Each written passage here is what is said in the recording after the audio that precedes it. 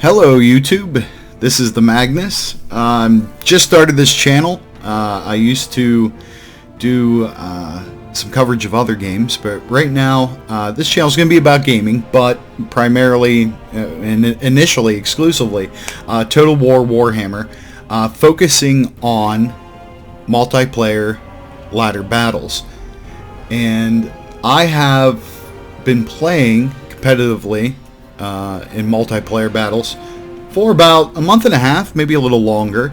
I've been playing the game since release, enjoyed it a lot, played a lot of campaigns, and now I'm in the top 250 in the ladder, so not, you know, one of the elite class out there, but pretty high up there, and I think I have a lot I can share, not just from an entertainment point. Obviously I want to entertain with exciting battles, but I also want to inform. I've learned a lot as I've gone up the ladder and fought a lot of battles. Probably fought a little over 200 battles, and so I'm hoping I can help you be a better player, strategy wise, army composition. We're going to talk about a lot of things in the videos to come. If there's certain things you want to see, just let me know, and I'll be more than happy to get you what you're looking for. So this composition, the reason why I'm showing you this replay first is about 50% of the time that I have a ladder battle, I'm facing the Empire. So I've grown to hate them, and I've been working very hard on trying to come up with a solid counter. And right now I have something that's been working pretty well. Now I want to preface this by saying that Bretonnia is generally a poor choice for fighting the Empire. The reason being is just about everything that you can do, just about everything that you can field in your composition, they can do better. Okay, that's just the way it is. The Empire is by far and very easily recognizable as the strongest faction in the game, and has been so. Just so much versatility. But anyways, let's get to the composition. Alright, so we're going to use 7 spearmen at arms, a nice wide line. We also have 2 of the peasant bowmen, 1 field trebuchet. I always like to bring 1 trebuchet if I can, because if the other side does not bring artillery, it's going to force them to come to me. And considering I'm using peasants as infantry, which is the only choice you have as Bretonnia, they're not super mobile. They don't have hardly any charge bonus, so I'm really not interested in charging. But here I'm going to be put in a different situation. We also have a damsel. I only have the buff and debuff on her, no direct damage. You can see no mount. So she only costs about 585, and I know that's a strange choice, but you'll see here in a little bit why I've gone with that. 3 paladins up in the air, the king, because come on, if you're gonna play Bretonnia, you got to bring the king, baby. Also 2 Grail Knights out on the flanks. So what my opponent brought is a little unusual. Obviously, the 6 spearmen is with shields is a good choice, considering you're playing a cav heavy faction. 4 crossbowmen, can't argue with that. We don't have the greatest armor. Boris Todbringer, no mount, kind of weird. 2 on each side. He has a demigriff knight with halberds. No surprise there. When's the last time you played the Empire and they didn't bring demigriffs? He also has a Reichsguard in support on this side, and Empire Knights on the other side. That's expected. He's expecting me to bring a lot of cav, so he's going to juice up on the cav. This is where it really gets weird. Great cannons. You know, not a lot of large in the Bretonnian army, and I almost never recommend more than 1 artillery piece, unless you're playing the dwarves, or you know, there's always exceptions to that rule. Anyways, let's get the replay started. So initially, I'm going to recognize almost right away that I am outgunned in the artillery department, so I'm going to have to push. So I'm going to start pushing my infantry. As you can see, we've got them grouped up, and I'm going to send them right over. I'm also going to work my cav out to the flanks. Probably a better way to show that is here.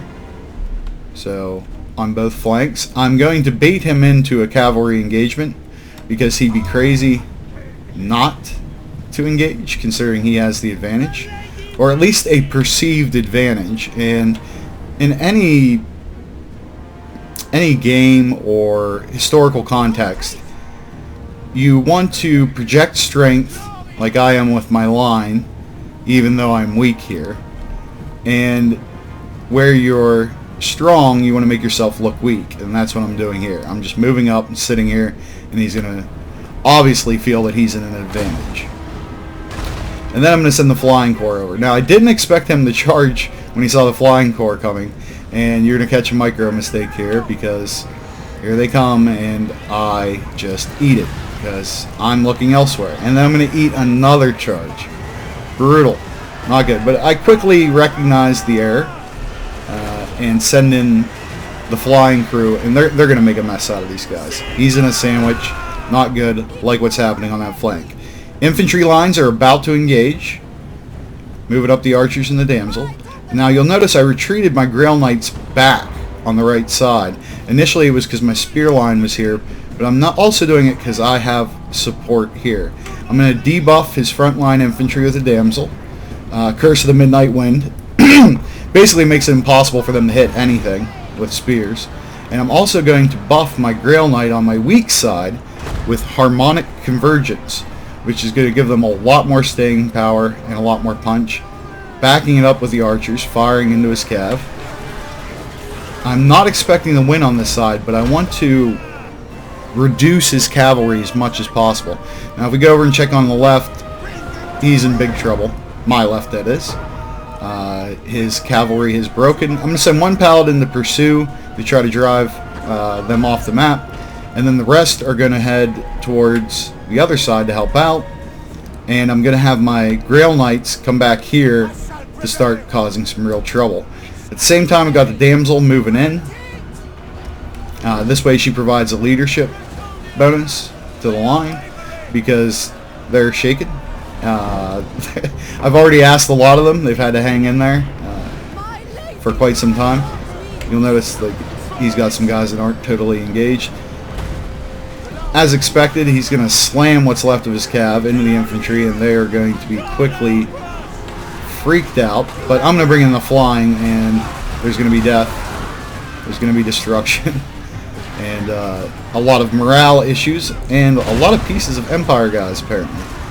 And then at the same time, here come the Grail Knights into the cannons. Now, I'm not super worried about the cannons, but there's no reason to let them sit here and fire point blank into my guys. Ugh, just so brutal. I love the charge in this game. It's hard not to enjoy that. Oh God, look at that. The king just rocking it out. So at this point, the balance bar isn't really showing much to my advantage, but this is what I want. I've taken away his cavalry. I've taken away his range. He doesn't have any flying. I still have all those things. Still have 2 peasant bowmen. I still have artillery. I still have flyers. I still have cav. So at this point, it's just about cleaning it up. You can see from the time here, we're just going to be, just splashing around, having some fun, getting some late game kills. This build, I hope you guys try it out. If you have a build that works better or that you feel is stronger for against the Empire, please put it down in the comments. I'd love to see it.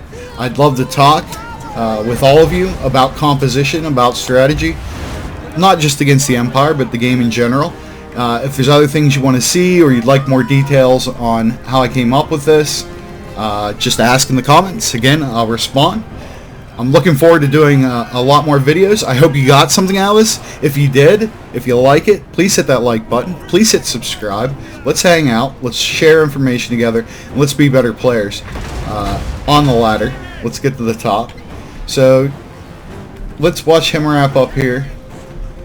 He's got Boris running, and the king of course, got to be there for that action. He gets ping-ponged off the paladins. Poor guy. What a rough day. And he's like, I just want to go home. I don't need any more of this. I just want to get out of here. Please just let me go. So we let him go, because the king, as powerful as he might be, he's very merciful as well. So if you look, if you look real quick at this, his cannons just, he didn't get good value there. Most of his cav, not so much. The Reiksguard did pretty well, but I think mostly that was that big rear charge into my infantry, which are cheap, pretty disposable guys. They did well. Peasant Bowmen, for how much I had them focused on very strong cav, did a great job. Grail Knights did well.